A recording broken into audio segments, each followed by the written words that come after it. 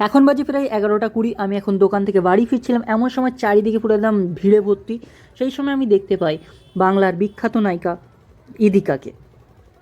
বলতে পারেন আপনি বাংলাদেশের লেজেন্ডারি অ্যাক্টর, যিনি হচ্ছেন শাকিব খান। তারপরে আমাদের ওয়েস্ট বেঙ্গলে কলকাতার কথা যদি বলি তাহলে দেব রয়েছে।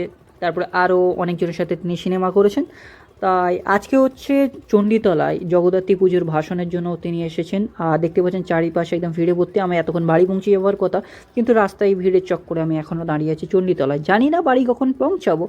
যাই হোক, চারিপাশে ভাই অজস্র মানুষের ভিড়, মানে হাজার হাজার মানুষের ভিড় দেখতে পাচ্ছেন। পুরো চণ্ডীতলা রাস্তা পুরো জ্যাম হয়ে গেছিলো। আর দেখতে পাচ্ছেন বিল্ডিংয়ের ওপরে বা নিচে অনেক অনেক মানুষ। আর তাছাড়াও সেখানে আর একজন সেলিব্রিটি ছিলেন, তার নাম হচ্ছে মেঘা, যিনি বাংলা সিরিয়ালের একজন নায়িকা।